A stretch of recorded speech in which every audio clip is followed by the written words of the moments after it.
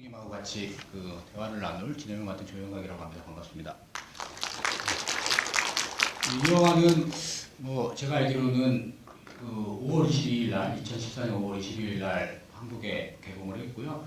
첫 상영은 칸느국제영화제 주목할 만한 선에서 월드 프리미어로 상영이 됐습니다. 그리고 개봉을 하고 나서는 한 10만 명 정도의 관객을 모은 영화고요. 오늘 이제 자료원에서 하는 베스트 10에 뽑히셔서 아마 되게 기뻐하실 거라고 생각이 들고 배준하 배우님이나 홍세벽 씨 그리고 김세현 씨도 아마 기뻐하실 거라고 생각이 듭니다. 감독님 모셨는데요. 감독님 모시고 같이 대화 나눠보도록 하겠습니다. 네, 정주영 감독님 나와주시기 바랍니다.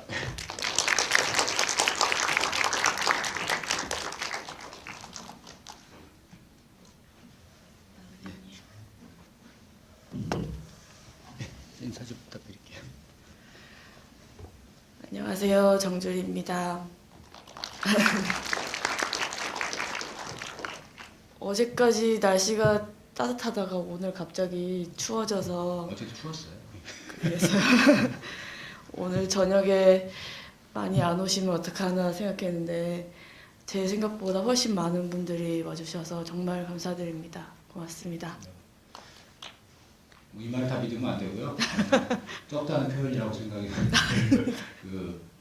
하고 어쨌든 작년에 이제 개봉한 지 조금 이제 지났잖아요. 한 6개월 이상 지났고 새로운 해를 맞았는데 2014년은 이제 감독님께 상당히 특별한 해로 기억될 거라고 생각이 들고 저도 작년에 영화를 보고 되게 좋게 기쁘게 봤는데요. 최근 근황이 어떠신지 관객분들께 소개 좀 부탁드릴게요. 11월 말까지는 여기저기 영화제들에 불러주신 데가 많아서 바삐 좀 다녔고요. 12월, 1월은 거의 틀어박혀서 사실은 다음 이야기 시나리오를 쓰느라고 고심을 하고 있던 중이었습니다. 그러다가 딱 한 2달 만에 지금 다시 영화를 보고 여러분들 만났네요. 틀어박히기가 별로 안 됐네요. 생각보다. 그래서 상당히 오랜 기간 동안 해외 영화제도 가시고 이렇게 하셨고 최근에는 또 수상도 하시고 네. 그래서 축하드리고요. 영화 얘기를 조금 제가 몇 가지 물어보고 관객분들 궁금하신 점 있으면은 질문 받도록 할게요. 제가 이제 이렇게 찾아보면은 영화를 보신 분들이 있을지 모르겠지만 단편 10일이라는 작품이 있는데요. 서울동명화제에 상영된 영화인데요. 그 영화도 거기는 배경이 강화도였는데 젊은 파주소장이 부임을 해서 일어난 일이고 그거랑 상당히 비슷하게 진행이 됩니다. 그리고 다른 단편들에도 아마 이 도이아 다른 단편의 영향들도 도이아에 있을 텐데요. 처음에 영화를 이제 어떻게 기획하시고 쓰시게 되셨는지 그런 게 궁금하고요. 그리고 인터뷰 내용을 읽다 보니까 고양이 얘기, 사람과 고양이의 관계 이런 얘기를 하셨는데 그런 얘기를 포함해서 말씀해 주십시오. 네. 2010년에 제가 다니던 학교 영상원에 졸업 작품을 만들고 졸업을 했고요. 그 이후에 어떻게든 이렇게 영화 감독이 되고 싶은데 제가 따로 이렇게 장편 영화 스텝을 해본 경험도 없고 그렇다고 시나리오가 있어서 바로 데뷔할 수 있는 것도 아니었고 그렇게 고심하던 중에 이 장편 영화 연출부 면접을 많이 보러 다녔어요. 근데 번번이 탈락을 했고 그러다가 쌤통인데요. 그래서 도이아가 나올 수 있었군요. 그러다가 너무 힘들지만 어떻게든 시나리오를 써야겠다 하고 있던 와중이었었고 그러다가 오랫동안 마음에 있었던 짧은 이야기였어요. 그 고양이 이야기가. 소개 좀 해주시죠. 그럴까요? 고양이를 키우는 주인과 그 고양이에 관한 이야기였는데 주인의 사랑을 받던 고양이가 어느 날 주인에게 새 고양이가 나타나고 그러면서 주인의 관심으로부터는 멀어졌어요. 그런데 어느 날 주인이 출근을 하려고 현관에서 신발을 신으려고 하다가 깜짝 놀라게 되는데 그 이유가 신발 안에 죽은 쥐 한 마리가 놓여 있었기 때문이었어요. 주인은 이 옛날 고양이가 이제 자기를 안 이뻐한다고 복수를 했다고 생각하고 이 고양이를 흠씬 두들겨 팼는데 다음날 출근을 하려고 신발을 신으려다가 이번에는 놀라서 뒤로 자빠졌는데 그 이유가 신발 안에 빨갛게 껍질이 벗겨진 쥐가 놓여 있었기 때문이라는 이야기였어요. 저도 이 이야기를 한 20살 무렵 들은 것 같은데 정확히 누구한테 들었는지 어디서 들었는지는 잘 모르겠어요. 근데 그 이야기가 계속 마음속에 있던 차에 어떻게 하면 그 둘이 서로의 마음을 이해할 수 있을까 혹은 과연 그게 가능할까 하는 그런 마음으로 이야기를 써보게 된 거였고요. 거기에 이제 아까 말씀하셨던 10일이라는 제가 만들었던 단편 영화의 그 세팅이죠. 어떻게 보면 그 주인공의 세팅을 가지고 왔고 자연스럽게 그때 그 주인공이 이제 한 10년이 지나서 나이가 더 들어서 어떤 모습이 될까 하고 생각해보던 끝에 이야기를 쓰게 됐습니다. 이 영화는 뭐 영상 자료원하고 또 CJ 아지트 프로젝트하고 이렇게 아니 영상 자료원 아니구나 영상원하고 이게 저까지 헷갈리네요. 협력해서 이제 뭐 만들었다고 나오는데요. 뭐 많은 분들이 또 궁금하실 텐데 뭐 제작이 이창동, 이중동 이렇게 돼 있어요.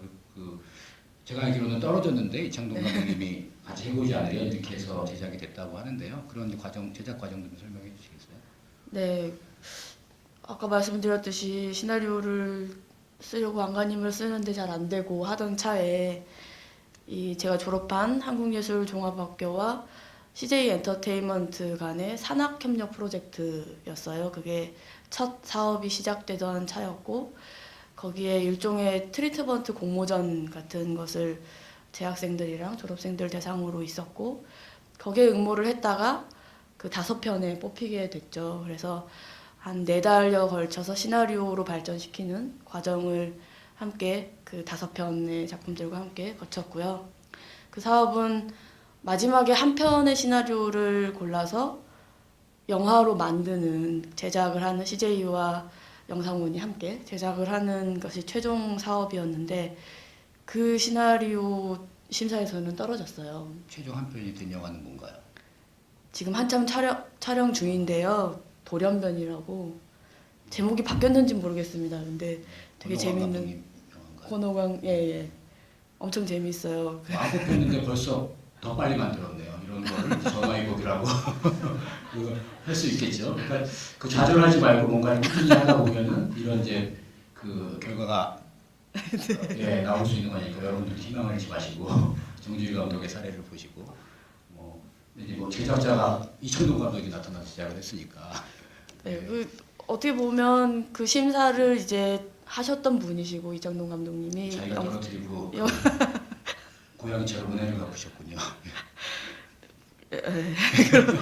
그러시다가 저는 이제 완전히 낙담하고 이제 어떻게 해야 되나 살아야 되나 어떻게 해야 되나 뭐 이러고 있던 와중이었었는데 부르시더니 거기서는 이렇게 안 됐지만 안 되는 데는 이유가 있었을 거고 작은 이야기지만 그래도 의미 있는 영화로 만들어 볼 수 있지 않겠냐 하시면서 우리끼리 한번 해보자 그렇게 해서 시작이 됐습니다. 사실은 근데 정말로 스타트라고 한다면은 사실은 별 대책이 없었어요. 어떻게 이 이야기를 어떻게 만들어야 될지 어떤 사실은 진짜 캐스팅이 관건이었었고 그러던 와중에 배두나 씨한테 시나리오를 보냈더니 하겠다고 하면서 사실은 본격적으로 시작이 된 셈입니다.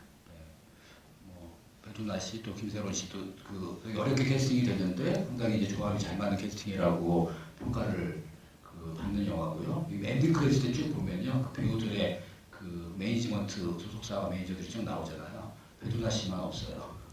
네, 배두나 씨는 직접 운전해서 오시고 혼자 다니시고 그러면 여러 명이 다니면 비용이 들거든요. 근데 그게 또 작은 영화는 한 명만 와야 되는데 기사도 오시고 뭐 누구도 오시고 분장도 오시고 이러면 바깥만 해도 가능하지 않기 때문에 근데 오늘 얘기는 그렇게 들었는데 니크레딧에 배두나 씨 이름이 없는 거 보고 와 정말이구나 정말 혼자 운전해서 오시고 그 현장에서 그 맞추시려고 되게 노력을 하셨구나 이런 것들을 또 새삼 느낄 수 있었던 것 같습니다.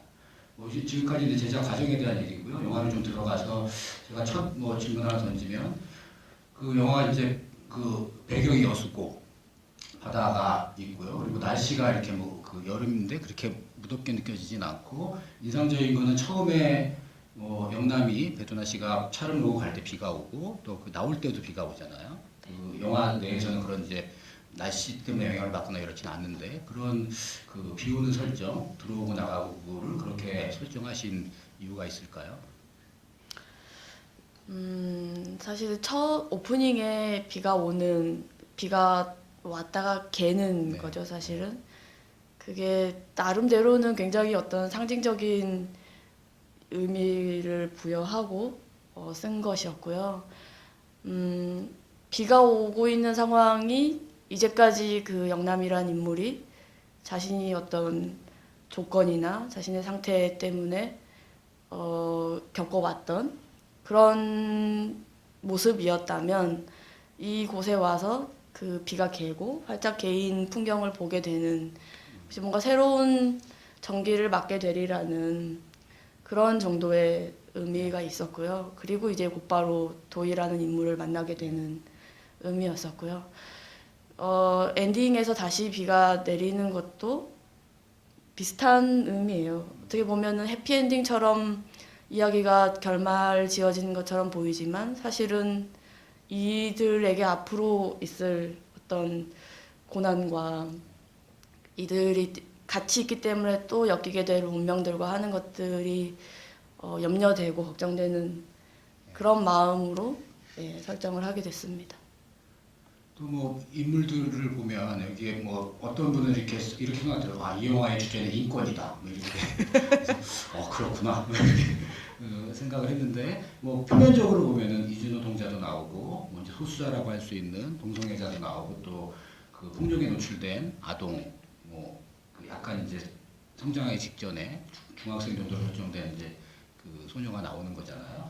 그런 이제 사실은 보통의 이제 영화에서는 한 그 뭐 이준호 동자면 이준호 노동자, 뭐 동성애자면 동성애자 이렇게만 다루는데 그 우리 사회에서 소수자라고 할 수 있는 사람들의 얘기가 다 엮여 있어요. 상당히 너무 표피적으로 갈 확률도 있고 되게 어떻게 이렇게 참진 아웃들만 다 모아놨지 이렇게 느껴질 정도로 되게 이제 어둡게 느껴질 수 있잖아요. 그렇게 그 엮어나갈 수 있던 어떤 감독님의 원동력이랄까요? 그렇게 풀어낼 수 있는 어떤 에너지 혹은 그런 자신감 이런 것들은 어떻게 뭐 느낄 수 있을까요? 그렇게 엮으신 뭐 이를테면 이준호 동자에게는 뺄 수도 있는 거잖아요. 네. 뭐 그런 상황들 좀 말씀해 주시죠. 네. 어떻게 보면 그런 야심이나 계산이 없었기 때문에 가능했던 것 같아요. 어떻게 상당히 보면. 야심 있게 볼 수도 있는. 그러게요. 네. 근데 아주 철저하게 도희라는 그 아이와 그 아이를 만나게 되는 영남이라는 또 다른 상처를 갖고 있는 그 두 인물을 따라갔기 때문에 나왔던 거라고 봐야 될 것 같고요. 이 도희라는 아이를 만나게 되는 영남이 경찰이고 그 경찰이 서울에서 마치 도망치듯이 이 바닷가 마을에 떨어진 사람이었고 그렇기 때문에 만나게 되는 또 다른 사람들이었어요. 그러니까 그렇게만 설정을 갖고 이야기를 쓰기 시작했는데 실제로 여수는 제 고향이기도 하고요. 시나리오를 대부분 고향에 내려가서 썼어요. 그러면서 사실 저는 고등학교를 졸업하면서는 고향에서 이제 서울로 올라와서 거의 15, 16년 가까이 이제 살고 있다고 말할 수는 없잖아요, 그곳을. 그런데 시나리오를 쓰면서 오랫동안 지내보고 제가 알고 있었던 이 예전의 이 고향과 또 다른 어떤 낯설음이 있더라고요. 그러면서 이제 그 이주 노동자분들의 모습들도 보게 됐고, 물론 영화 속에서처럼 그런 어떤 참담한 케이스들만 본 것은 아니지만 너무나 자연스러운 일상이었어요. 이 제가 있었던 곳에. 그래서 자연스럽게 이야기 속으로 들어오게 됐던 거고, 영화에서는 어떤 특별한 불법 체류자라는 특별한 경우가 상정이 됐고, 그 이유는 이제 이 영화 속의 주요한 인물들이 느끼는 외로움이 그들에게서도 똑같이 느껴졌었고, 그러면서 공감할 수 있는 여지들이 있더라고요. 그렇게 된 셈입니다. 제가 처음에 볼 때는 이제 그 장면을 놓친 것 같은데요. 뭐 도희하고 영남은 계속 만나잖아요. 그래서 뭐 이상한 연대감과 서로 이제 그 뭐 이런 것도 주고받는데 감옥 장면에서 그 핫산 박힘? 네, 박힌 죄송합니다. 그 이주 노동자하고 그 영남하고 이렇게 마주보는 장면이 있더라고요. 거기서 이 그 성폭행범으로 몰린 경찰의 모습과 그리고 이제 얼굴이 좀 폭행을 당한 그 이주 노동자의 모습이 이렇게 마주보는 장면이 저런 장면이 있었구나 이렇게 인상 있게 느꼈는데요. 그거는 뭐 시나리오에 원래 있었던 장면인가요? 그 현장에서 구성한 장면이신가요? 시나리오에 있던 장면이고요. 네. 사실은 이주 노동자 얘기가 들어오면서 제가 이렇게 사실은 장편 시나리오도 처음 써본 거기도 하지만 어느 정도까지 얼마만큼 어느 깊이에까지 다룰 수 있는지 그리고 다루어야 하는지에 대해서 명확한 어떤 기준이랄 게 없었어요. 그래서 이야기를 가지고 오긴 했는데 그거를 진짜 아까 말씀하셨듯이 어떤 피상적으로만 제시할 수도 없는 노릇이고, 그렇다고 그 이야기를 본격적으로 하게 되면 또 두 인물에게서 또 이야기가 멀어지는 감이 없지 않고, 어떻게 하면 그 좋은 이 모든 인물들이 갖고 있는 그 외로움이란 정서를 기반으로 다루어낼 수 있을까를 고민을 많이 했었고요. 그것은 시나리오에서도 그랬지만 촬영할 때도 그렇고 편집할 때까지도 네. 굉장히 신경을 써서 조율을 한 부분이긴 합니다. 잘 됐는지 모르겠어요, 사실은. 약간 위태위태하긴 한 것 같은데요. 근데 저는 이주 노동자들이 나올 때 용화의 캐릭터를 설명하기 위해서 혹은 그 마을의 어떤 음흉한 분위기, 그 내부의 결속력이 있는 그런 분위기를 설명하기 위해서 등장했다고 생각을 했는데 그 서브에 묻히지 않고 어쨌든 오롯이 하나의 문제로 이렇게 조합이 돼 있는 것 같고, 그것을 또 바라보는 그 영남의 시선이 또 색다르게 느껴졌고, 그래서 뭐제 나름대로는 뭐 위태위태하지만 성공적으로 느껴졌다고 생각을 하는데요. 또 관객분들은 어떻게 생각하는지 뭐 모르겠고, 뭐 한 가지만 제가 여쭤보고 좀 이상한 게 제가 느꼈던 거, 뭐 어떻게 보면은 이 인물들이 그 영남도 그렇고 그뭐 도의도 그렇고 그 자기 정체성을 이제 갖고 있는데 어떻게 보면은 조금 주변을 너무 무식하지 않거나 눈치 없이 행동하는 게 아닌가, 그렇게 또 노출을 감독님이 시킨 건 아닐까, 뭐 이런 생각도 들었어요. 그리고 그러면서 또 그렇게 생각하는 제 시선이 제 남성의 어떤 시선이라서 그런 게 아닐까, 뭐 이렇게 느끼는 장면들이 몇 개 있었던 것 같아요. 어떻게 뭐 도의를 데리고 가서 그 미장원에서 머리를 해줄 때 시내에 갔다 왔는데 시내에서 하지 왜 거기서 할까? 분명히 도구가 있을 텐데, 뭐 그런 생각부터 거기 그 해수욕장에서 둘이 비키니를 입고 수영을 한단 말이야. 근데 뭐 제 입장에서 보면 너무 저 사람들이 이상하게 보이네. 이렇게 아저씨 입장에서 보면 그럴 수 있을 것 같은데, 너무 아랑곳 없이 이제 그런 행동을 하는 것들이 오히려 그 폭력적인 시선에 노출되게 만드는 그런 설정이 아닐까. 거기에 감독님의 의도는 어떤 것일까, 이게 되게 궁금하다고 생각했습니다. 그리고 막 여자친구가 경찰서 파출소로 들어오잖아요. 뭐 그래서 다른 경찰들이 있는데 사람들이 세 명이 딱 어떻게 된 거지? 이렇게 쳐다보는 어떤 시선이라든가 이런 것들이 그 장면만 봤을 때는 그 장면에서 나오는 어떤 것들이 있는데, 아저씨 제 입장에서 보면은 세다 이렇게 느껴지는 것도 있어서. 예. 네.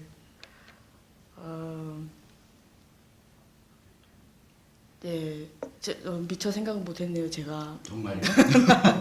아니, 특히 미용실은 정말 생각 못했습니다.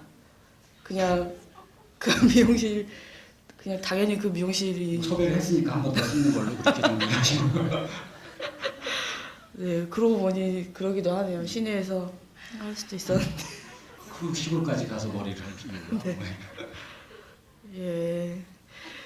근데 사실은 비키니는 저도 한 차례 이렇게 하긴 했어요. 아니, 뭐 비키니뿐만 아니라 조깅할 때도 아주 그냥 시골스럽지 않은 복장으로 이렇게 하셔서.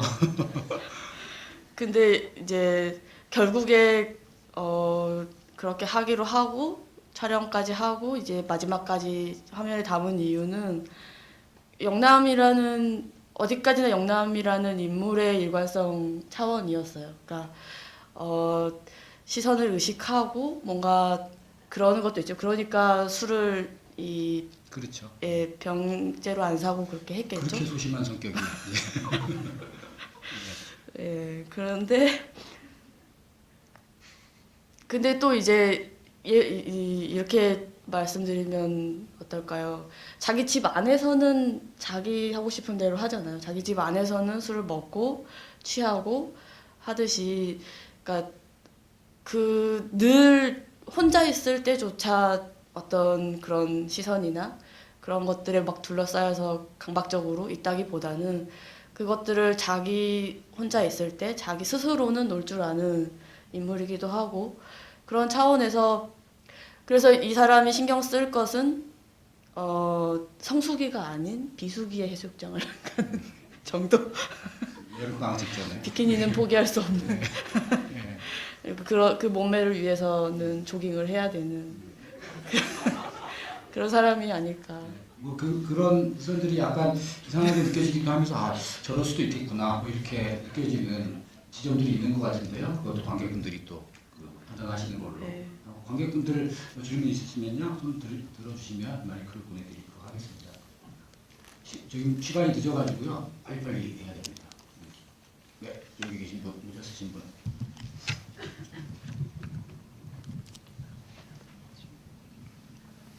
네, 영화 재밌게 잘 봤고요. 그 두 가지 정도의 질문이 있는데요. 하나는 이제 그 초반에 학교의 다른 동년배 친구들한테도 이제 여러 가지 괴롭힘을 당하는 모습이 나오는데 그게 나중에 가면 갈수록 그 장치가 무슨 역할을 했는지 별로 중요하지 않게 느껴져가지고 그것을 굳이 이제 학교에서도 폭력을 당하는 설정 그리고 시간적인 배경도 방학인데 굳이 그 이제 다른 동년배들에게서도 버림받는 모습을 보여주기 위해서 그걸 넣은 건지 궁금했고요. 그 다음에 이건 좀 거시적인 질문일 수 있을 것 같은데 그 이제 욕만 먹던 도희가 이제 자기의 이름을 호명당하는 순간부터 이제 세계로부터 호출당한다는 느낌이 들어가지고 이름이라는 것이 상당히 중요했다고 생각이 되고요. 특히 이제 영화의 제목으로 쓸 만큼 도희라는 이름을 고르시는데 고민을 많이 하셨을 것 같은데 왜 하필 도희라는 이름으로 주인공 이름을 설정했는지도 궁금합니다. 네, 폭력하고 이름하고. 네, 예리하시네요. 그 처음에 같은 학교 친구들한테 괴롭힘을 당하는 거는 도희의 일상이고, 그러다가 이제 이 영남을 만나게 되는 계기로서 있어야만 하긴 했습니다. 근데 그 아이들이 거기만 나오고 영화 속에 이제 안 나오잖아요. 원래는 그게 아니라 한 번 더 나와요. 이 아이들이 이 할머니의 오토바이를 훔쳐 타고 질주를 하다가 잡히고 뭐 이런 소동이 있거든요. 그것까지 다 찍었는데 이제 잘라야만 했고, 그러면서 그 아이들과 이 도희 또 오토바이 뭐 여러 가지 이것들이 한 번 더 이렇게 제시되는 것이 있었습니다. 근데 이렇게 여러 가지 이유로 그 장면이 삭제가 된 셈이고요. 그리고 도희야라고 이제 부르는 장면이 그 학교 폭력을 당하는 장면은 이제 제가 세 봤는데요. 그 영남이 도희를 세 번째 만나는. 네. 그리고 도희야라는 걸 이제 부를 때는 네 번째 만날 때 처음으로 이제 제목을 배두나 씨가 직접 얘기를 하시죠. 그런 이제 이름의 의미. 예, 굉장히 중요했어요. 그러니까 제목도 사실은 뭐 어떻게 보면 그냥 도희라고 할 수도 있고 하는데 도희야라고 한 데에도 그 이름을 불렀다는 것의 의미가 컸고요. 그래서 이 영화의 주인공이 그냥 도희만이 아니라 그 이름을 불러주는 도희야라고 부르는 영남이의 이야기인 것도 있고요.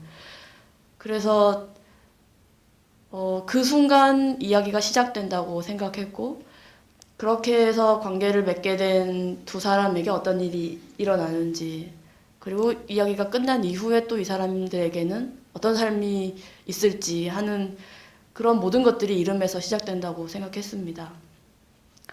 특별히 도희라는 이름은 제 중학교 동창 이름인데요. 중학교 2학년 때 같은 반 지금은 친구. 안 만나시나요? 전혀 네. 예. 보통 그러더라고요. 안 만나는 친구 이름을 그냥 슬쩍 쓰는 걸로. 고등학교를 다른 고등학교를 가면서 전혀 소식을 몰라요. 근데 그 아이 이름이 선도희였었고 중2 때 잠깐 그렇게 친해지지도 않았어요. 많이 친해지는 사이도 아니었고, 근데 그 친구와의 그 막 친해지지 않았던 그 인연이 계속 남았는지 그 이후에도 제가 만들었던 단편 영화에 한번 그 친구 이름이 또 등장하기도 하고요.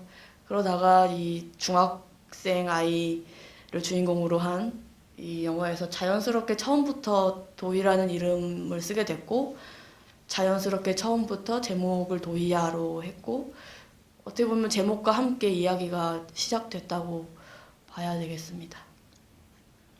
여기서 상영된 영화 중에 이름으로 된 영화가 두 편이 있죠. 항공주와 도희야. 이렇게.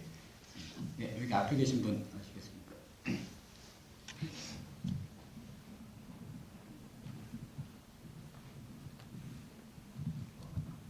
안녕하세요. 저는 외국인입니다. 한국어 잘 못합니다. 예.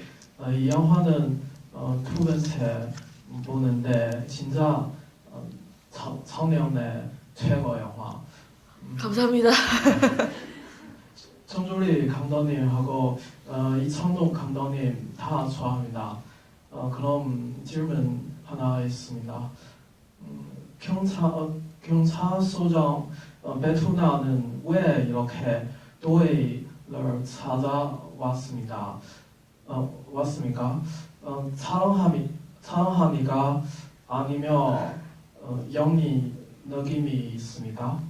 감사합니다. 마지막 장면이겠죠. 통역을 주면 왜 그 영남이 파출소장이 다시 왔냐. 저희를 찾아왔는지 그 말씀이시죠? 네, 우선 정말 감사드립니다. 두 번씩이나 봐주시고요.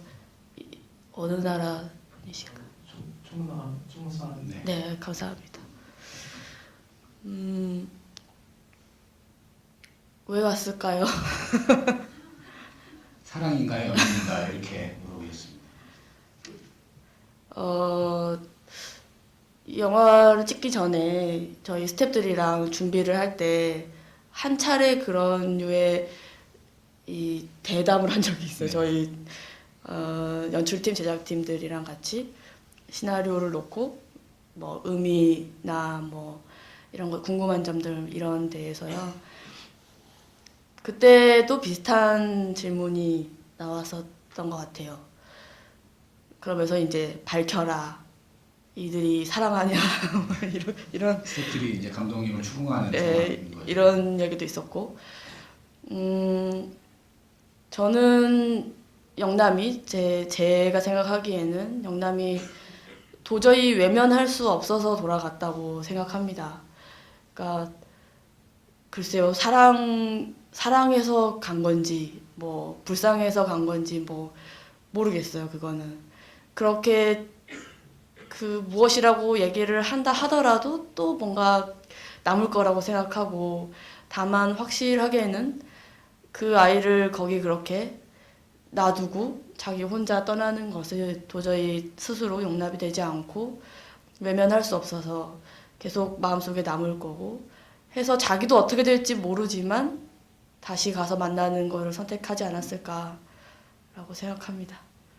그래서 마지막에 비가 와서 이들의 그 미래가 어떻게 될지 뭐 이렇게 아까 초반에 좀 말씀해 주셨는데요. 다른 분 있습니까? 아이고, 이쪽 하얀 옷 입으신 분 먼저 하시고요. 그 다음에 가시기 바랍니다. 네, 안녕하세요. 감독님 영화 정말 인상 깊게 잘 봤고요.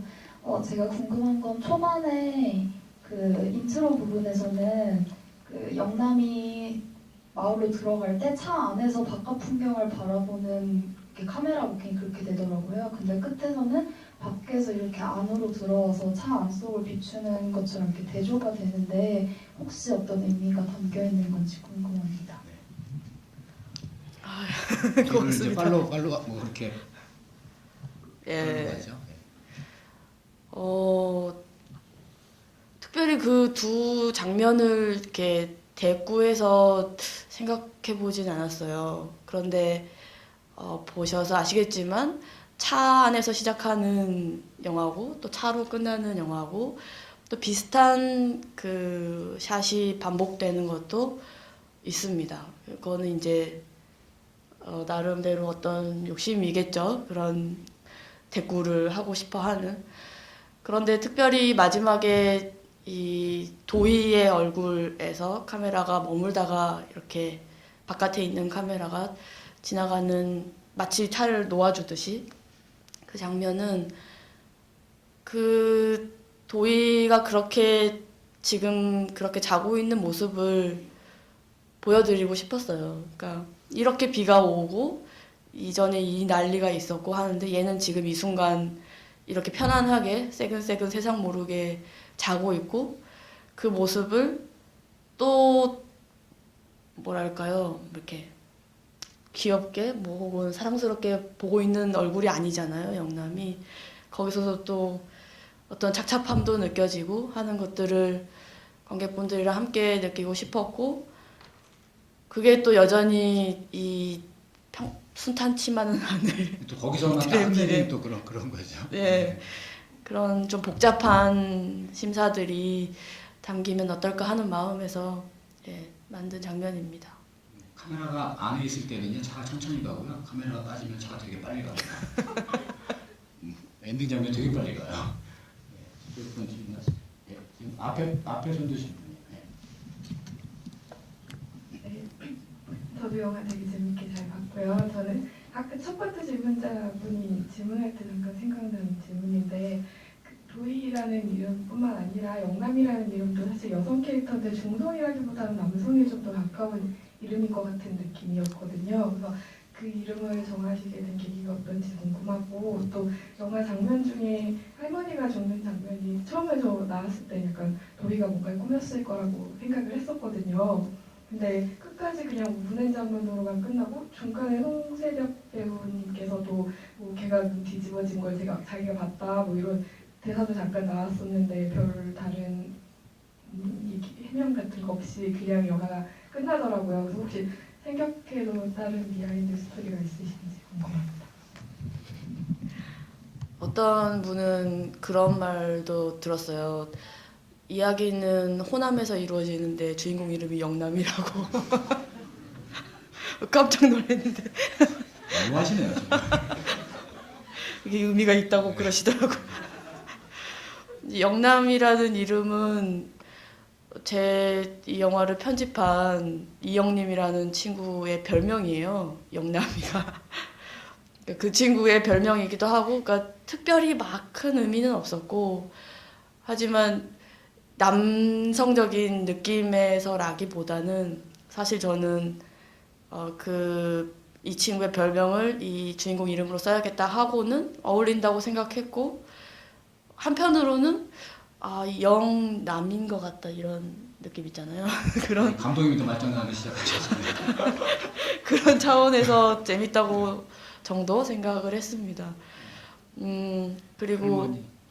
네. 그러니까 도희가 말하지 않은 것, 그러니까 여러 가지가 있죠 이 영화에서. 도희가 말하지 않은 것은 그대로, 그러니까 여전히 의문이 남아 있는 채로 그렇게 영화 속에서는 마무리가 되기를 바란 게 있고요. 제 나름대로는 그렇게 눈물을 마지막에 할머니를 물어봤을 때 눈물을 흘리는 대목에서 영남이는 이 아이가 시인을 했다고 생각했다고 봤습니다. 그런데 끝내 자기 입으로 얘기하지는 않는 거죠. 그 그러면서 그 시인이 결국에는 영남을 잡을 수 없는 도희의 입장이었던 셈이고 그 아이의 어떤 마지막 남은 어떤 윤리감이라고나 할까요? 자기가 한 짓이 있고 그 짓이 영남을 잡을 수는 없는 그런 것이겠거니 하고 그 아이의 그 깜냥대로 파악했다고 생각했습니다. 그러니까 그 울음에는 그 할머니에 대한 것들을 자기가 시인하는 것과 더불어서 그 영남이 자기를 떠날 것이다라는 울음이 함께 있는 거로 느끼면 되나요? 그렇죠. 네. 그렇게 봤어요. 그러니까 도희가 생각하는 영남은 그런 인물. 그냥 마냥 자기를 좋아해주고 마냥 사랑해주고 한다기보다는 그런 여지를 언제나 갖고 있는. 그리고 도희 입장에서는 자기를 다들 떠나갔잖아요. 심지어 자기 엄마도 자기를 떠났고 하는 어떤 버림받는 것에 대한 익숙함이 있을 거라고도 생각했고 그게 영남에 있어서는 자신의 전 존재를 걸고서라도 놓치고 싶지 않았지만 다시 그 순간이 왔을 때 그것을 다시 또 익숙하게 받아들일 수밖에 없는 그게 어떻게 보면 도희의 가장 큰 슬픔이라고 생각했고 그게 그 울음 속에 드러났으면 했습니다. 예. 이쪽 이렇게 계신 남자분 하시죠. 예. 비록 영화는 좀 작은 시골 마을을 배경으로 하고 있지만 그 현대 우리 사회에 문제가 지배하는 것들을 다 풀어내고 있어요. 근데 나름대로 영상으로 잘 풀어내신 것 같아요. 제가 보기에는. 근데 제가 지금도 좀 이해하지 못하는 부분들을 좀 질문 드릴까 하는데요. 처음에 동성애 때문에 그 주인공이 좌천된 것 같아요. 그래서 그런데 너무 좀 심하지 않은 경우가 생각이 돼요. 그냥 그 동성애를 그만두라고 권고를 해도 될 걸 갖다가 너무 좌천까지 하는 건 너무 심한 것 같고 동성애를 그만두라고 하는 게 더 심한 것 같은데요. 예. 네. 그리고 한 영화 중반에 그 송세벽 씨랑 대립 관계에서요. 나중에 그 연인이랑 같이 있는 걸 갖다가 그 폭로하는 것 자체만으로도 좀 대립 관계에서 주도권을 잡는데 그 주도권까지 잡기에는 너무 좀 미약한 게 아닌가 제가 생각이 들어요. 그리고 배두나 씨가 그 영화에서 술을 굉장히 많이 먹잖아요. 근데 그렇게까지 술을 먹는데도 좀 그게 알코올 중독이 더 문제가 되는 거 아닙니까? 이 임무를 수행할 수 있는지 잘 모르겠어요. 그 와중에서 경찰. 예, 그리고 마지막으로 한 가지 더 질문드리겠는데 감독님은 그 영화 전체가 좀 가정폭력이랑 동성애를 관통하고 있지 않습니까? 전편에서. 근데 가정폭력 같은 건 지금 우리 사회에서 좀 적극적인 아니지만 좀 관심을 갖고 있는 것 같아요. 근데 좀 감독님은 동성애에 관해서 어떻게 생각하시는지, 만약에 자녀가 좀 그런 쪽에 빠지면 용인하실 생각이 있는지. 참고로 저는 그런 쪽이 아닙니다. 예. 너무 많은 질문이 쉽진 않았고요. 맞아요. 그 뭐 좌천된 거 그런 것들이 뭐 좀 논란이 될 수 있잖아요. 개인 취향의 문제인데 어쨌든 좌천이 되고 그런 상황들이 이제 경찰 사회에서도 나오고 있고 그런 부분에 대해서 뭐 조금 말씀해 주시면 될 것 같은데요. 네, 너는 네가 동성애자니까 너는 좌천되어야 해 하고 명시적으로 그러진 않았을 거예요. 그곳에 뭐 영화 속에서는 서울에 있을 때 어떤 불미스러운 사건이 있었을 거고 거기 그 사건의 와중에 영남이 동성애자라는 게 드러났을 거고 아마 본인이 원하지 않은 상태에서 드러났을 수도 있겠죠.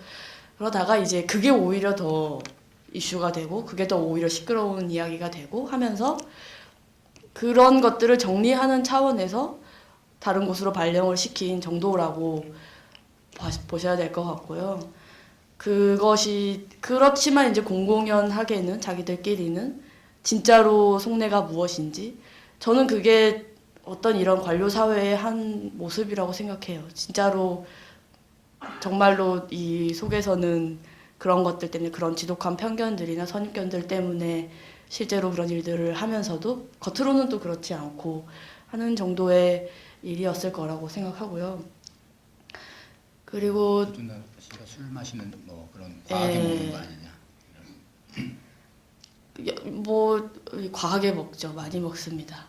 그런데 영화 속에서 보시는 대로 예를 들어 만약에 그 파출소 안에 있는데 저 사람이 지금 취해 있는 게 아닐까라는 의심을 하셨다면 그건 정말로 큰 이제 무죄가 되겠지만, 그리고 영화 속에서 하는 어떤 경찰로서 하는 모든 일들이 취기에 하는 것처럼 보인다면 그럴 수도 있겠지만 저는 그렇게 그리지는 않았어요. 그래서 술은 먹되 자기가 할 일은 하는 거고, 자기가 혼자 집에 있을 때는 뭐 얼마든지 취해도 되는 거고 하는 정도의 사람이라고 생각했고요. 그리고 또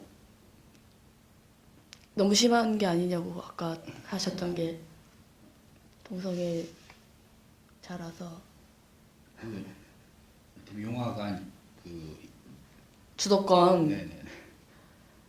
저도 그렇게 생각하지는 않아요. 그렇다고 해서 그거를 그 파출소에서 서울에서 온 여자랑 뭐 하는 거 봤는데 했다고 해서라기보다는 용화가 생각하기에 자기가 진짜 뭔가 잡았다라고 하는 거는 도희가 영남이한테 막 가가지고 깽판을 막 치고 거기에서 이것들이 진짜 뭐가 있구나, 이것들이 진짜 둘이도 지금 이런 거구나 하면서 하지 않았을까, 저는 그렇게 생각하고요. 오히려 뭐 그런 면에서 보면 용화가 입이 무거운 거고 자기가 위기에 몰렸을 때 뭐 누가 물어보지 않으면 얘기를 안 한 거잖아요. 입이 속에 묵직한 그 사람인 거고, 용화에서 이제 술은 영남이 먹는데 용화가 항상 취해 있죠. 뭐 배두나 씨는 취하지 않습니다. 용화가 항상 취해 있는, 뭐 용화는 별로 술을 안 먹는 것 같은데 계속 취해 있는 상황. 그러고 보니 또 네. 예, 그러네요. 네, 다른 분 질문 해주시죠. 여기 계신 분.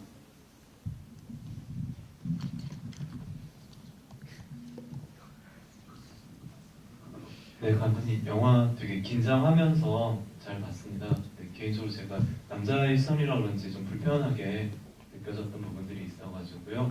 일단 그 아동폭력의 대가라고 할까요? 죄의 무게가 영화 속에서 죽음이라든가 아니면 근친상황 같이 되게 극단적으로 그런 대가를 받게 되는데, 그렇게 설정한 이유가 있으신지, 제도권이랑 뭐 이런 걸 일부러 그런 장치들을 안 넣으신 이유가 있으신지 묻고 싶습니다.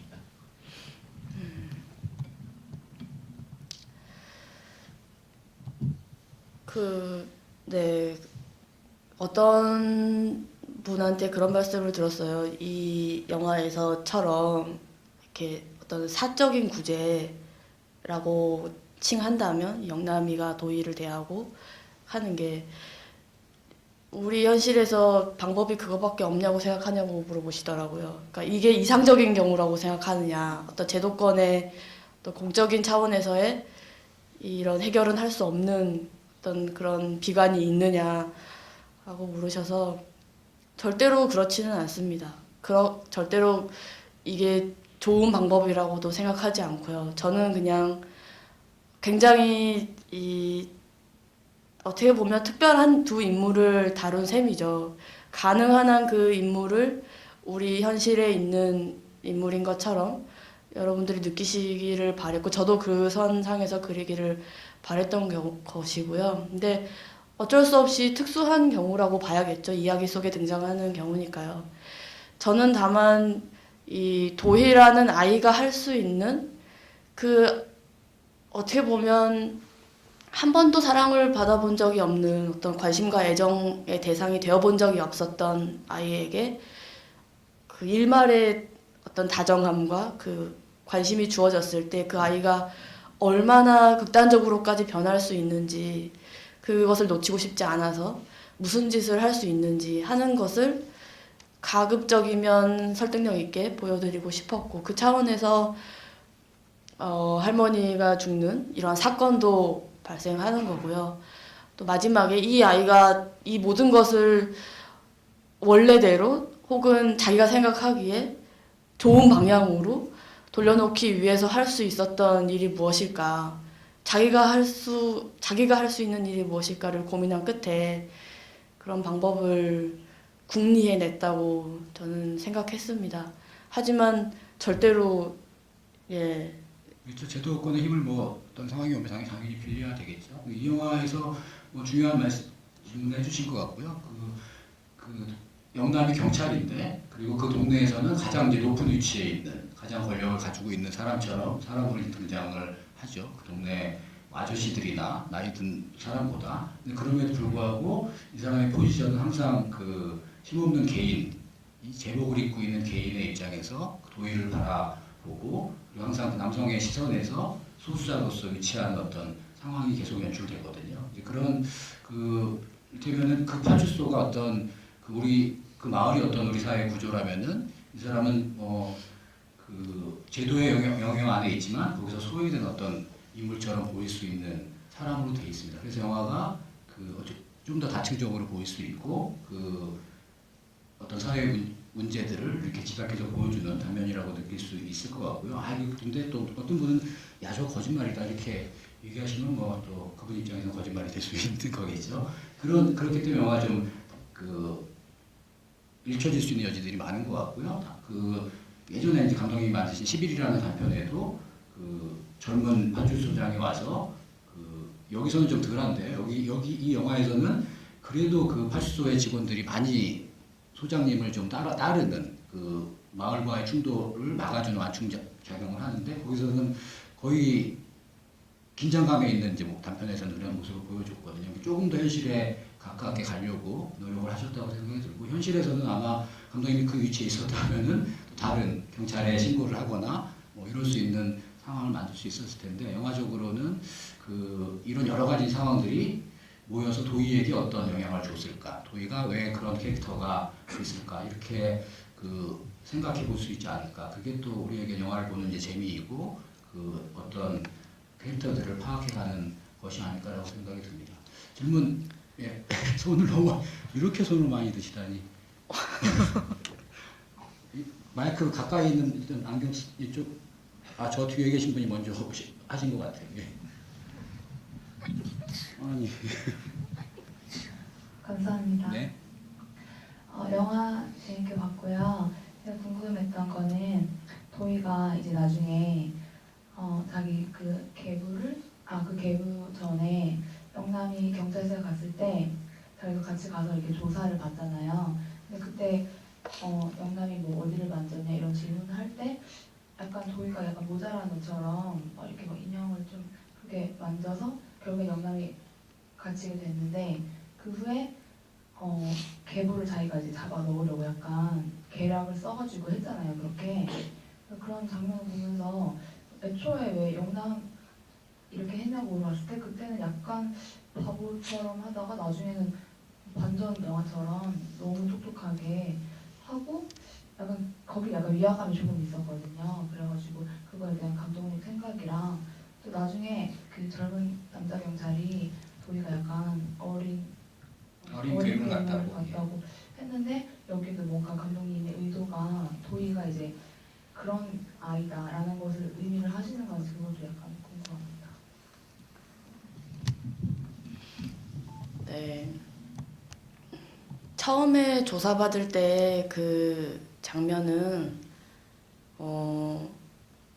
제 딴에는 이런 거였어요. 도희가 이제 막 경찰서 이런 데도 처음 왔을 거고 또 좀 분위기도 그렇고 위축이 많이 됐겠죠. 그런 상황에서 굉장히 딱딱하게 뭐 소장 자기는 늘 따르던 소장님인데 사진 보여주면서 그 모습도 일단 낯설 거고 그러면서 이제 따박따박 질문을 하기 시작하고 그런데 처음에는 굉장히 이렇게 위축이 되어 있다가 이뻐했냐고 물어봤을 때 이제 좀 편안함을 느끼면서 그때부터는 도희 입장에서는 지금 이 무서운 사람들 앞에서 나랑 소장님의 이 사이를 자랑하고 싶어 하는 마음도 있었을 거라고 생각해요.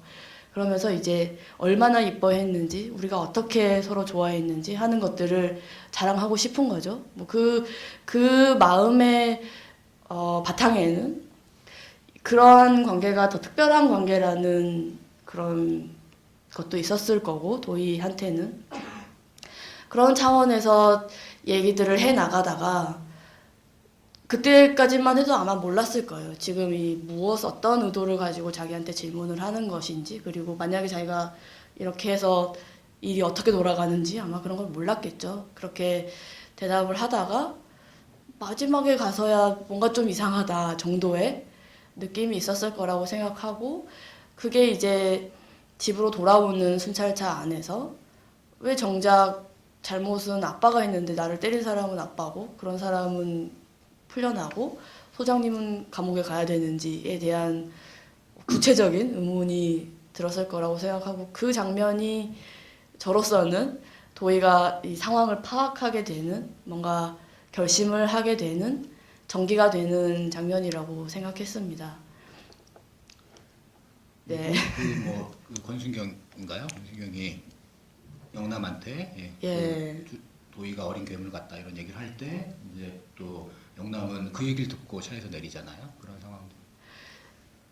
말씀하셨듯이 어떻게 보면 너무 의도가 너무 드러나는 말이죠. 그 말은 가능하면 그 말을 쓰지 않았으면 좋았을 것 같습니다. 그런데도 관객분들이 그 순간을 알아봐 주시고 영남이 돌아가는 그 선택을 하는 그 찰나의 순간을 눈치채 주신다면 정말로 좋았을 거예요. 그런데 저로서는 다소 좀 과하더라도 그 순간을 짚어야 했었고요. 그게 그 대사로 너무나 안타깝게도 그 대사를 발설하게 하는 그 순간 말고는 떠오르지가 않더라고요. 뭐라고 달리 돌려서 표현할 방법도 떠오르지 않고, 그러면서 이제 정작 그 말을 듣고 마치 모두가 다 외면해버리는, 그리고 심지어는 그냥 외면해버리는 것 말고 더 끔찍한 대상으로 생각하게 되는 그 아이를 자기는 도저히 외면 못하겠다 하는 그런 결심을 하는 순간이라고 생각했습니다. 아, 다른 사람들이 얘를 이렇게 볼 수 있겠구나라는 이제 공포가 밀려왔을 거라고 생각이 들고요. 뭐 작년에 그 또 나우필름과 파인트리 하우스에서 만든 영화도 파이 괴물이 된 아이잖아요. 청소년이 괴물이 되는 영화를 만드는 제작사에서 만든 이현연서 그런 영화를 만들어 주셨습니다. 다른 여기 앞에 계신 분 시간이 없으니까요. 짧게 한 질문씩만 해서 다른 분들도 기회를 할 수 있게 해주시기 바랍니다. 예, 저 영화 잘 봤고요.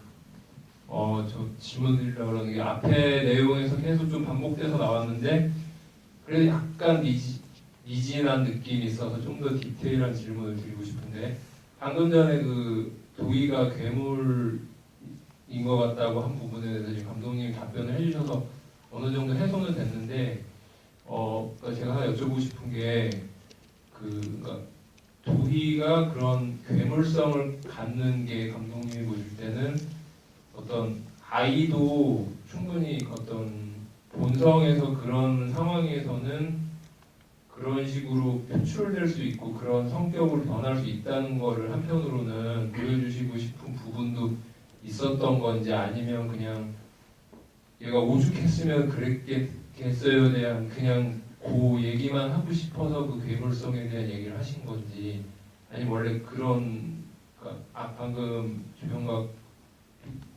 위원장님이 말씀하셨지만 파이는 사실 약간 그런 근원적인 폭력성에 대한 얘기를 한다고 보기 때문에, 그러니까 지금 그 괴물성에 대한 문제가 감독님이 인간을 바라본 어떤 그런 관점과도 관련이 있는 건지, 그걸 좀 디테일하게. 화이는 괴물이 되려고 작정한 사람들의 얘기인 것 같고요. 예, 이 영화에서 그런 부분을 어떤 입장에서 그런 대사가 나오고 그 캐릭터를 그렇게 그려주는 되게 중요한 포인트라고 생각합니다. 네. 저는 도희가 이 괴물이다 아니다라기보다는 이제 막 괴물이 된 아이라고 봤어요. 그러니까 지금 그 순간은 괴물이 된, 이제 막 탄생한 그런 정도라고 봤는데, 어떻게 보면은 오프닝에서 그 개구리를 갖고 놀잖아요. 개구리를 괴롭히면서 놀고 있는 아이의 모습이었거든요. 그러니까 그 자체로는 그게 뭐 끔찍한 뭐 폭력이다, 뭐 무엇이다, 그것마저 뭐 괴물이다 하지 않고 그냥 아이가 노는 하나의 방법이잖아요. 그러니까 그런 것들이 내재해 있다고 생각합니다. 그게 순수한 아이의 어떤 양면적인 모습이라고 생각했고, 그게 이 영화 속에서 조금씩 그려지고 있다고도 생각했어요. 그래서 여기서 가장 중요한 거는 폭력이라는 것과 그리고 더불어서 애정이라는 것이 이 한 존재를 어떻게 변화시켜 가는지, 그것에 이 아이가 어떤 욕망을 품고 그것으로 이 세 가지가 어떻게 긴밀하게 서로 상호작용을 하면서 변해 나가서 끝내는 어떠한 모습으로 담겨지는지, 그것을 보고 싶었던 게 있고요. 그래서 말씀하셨던 그 세 가지 중에 뭔지는 지금 제가 딱은 모르겠지만 그런 이제 막 탄생한 순간, 그리고 그래서 끝나는 게 아니라 옆에 영남이라는 인물이 있고, 그렇다면 앞으로 또 어떻게 될 것인지 또 지켜보고 싶은 그런 마음이었습니다.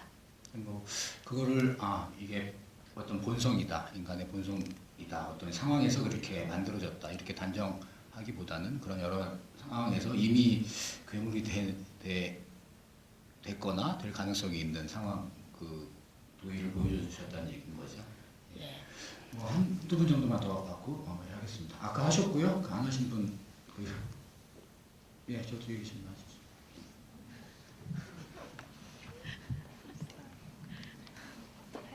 네, 얘기가 길어지면 다 가시니까 분위기 좋을 때 끝내기 위해서.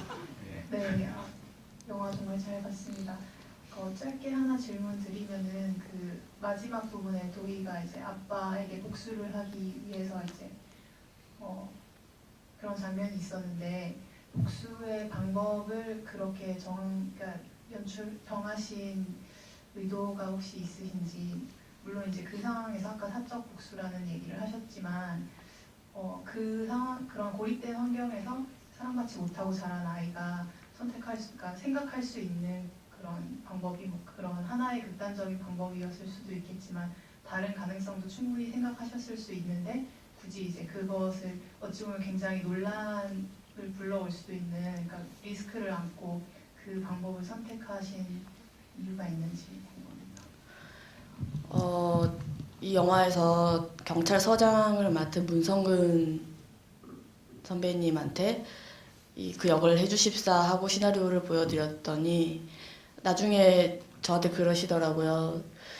그러니까 자신의 역에 대한 말씀이 아니라 이 도희라는 애가 결국에는 이렇게 영악하고 이런 깜찍한 일종의 반전을 벌이는 이 아이인데 왜 그렇게 멍청하고 순진하고 하는 것처럼 또 보이기도 하고 그랬냐 하면서 그 부분, 그 선택, 그 도발을 하는 그 부분에 대해서 지적하신 셈이었어요.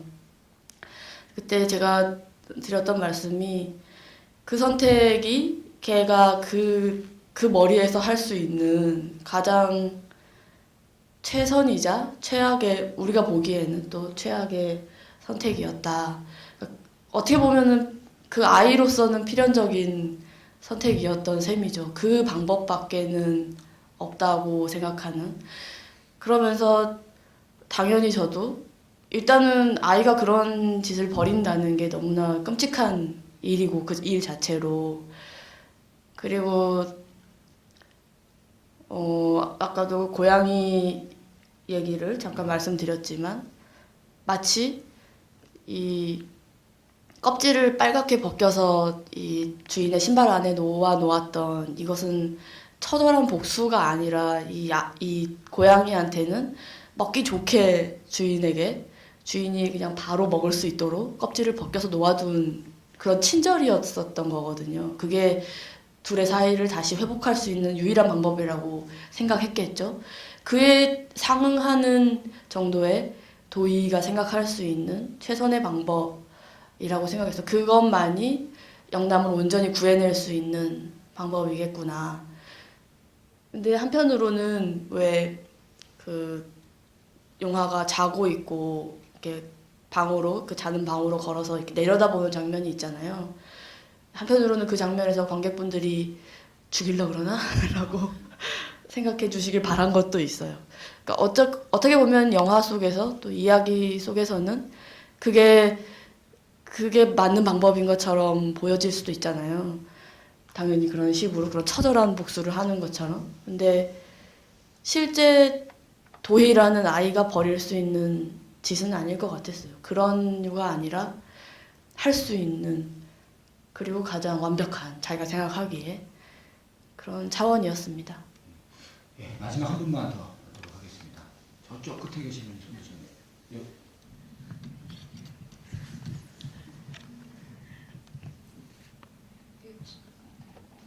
감사합니다. 제가 여쭤보고 싶은 것은 사람의 생각하는 방식이라든가 써놓은 글이라든가 이런 거에 근간이 되는 주제의식이 보통 자기 인생의 특정 어느 결정적인 시기에 많이 형성이 된다고 생각을 하는데요. 혹시 이 영화에서 영향을 미친 그 감독님의 결정적 시기가 있었는지 전 그걸 알고 싶습니다.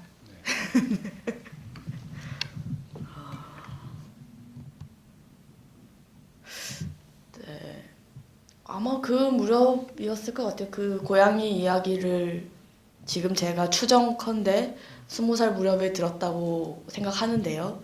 정확히는 모르지만 그 무렵이었던 것 같습니다. 제가 재수를 했는데요.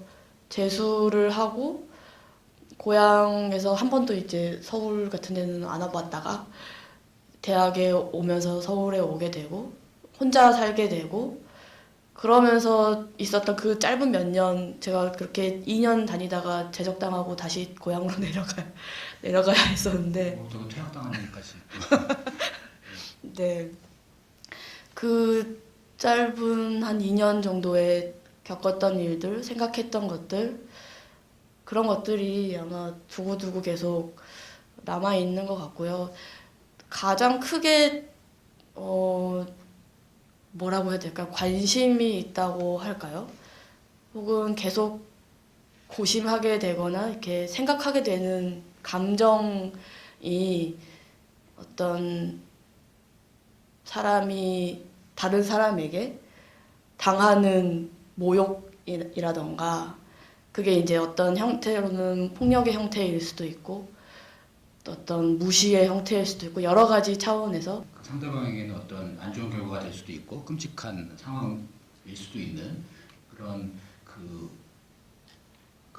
다른 위치에 있는 사람들 간의 어떤 애정과 선의와 이런 것들이 어떻게 서로에게 영향을 주고받는지 그런 부분에서 이제 출발하신 것 같고요. 그게 한국 사회의 어떤 그 상황에서 소수자 문제라든지 좀 약자, 사회적 약자라고 할 수 있는 사람들의 얘기로 표출이 됐고 그것들을 이제 보면서 뭐 이건 누구 편이 아니라 그런 각자의 입장에 놓인 사람들을 우리가 어떻게 받아들일 것인가 뭐 이렇게 그런 부분들을 생각하게 만든 작품이 아니었나 싶고요.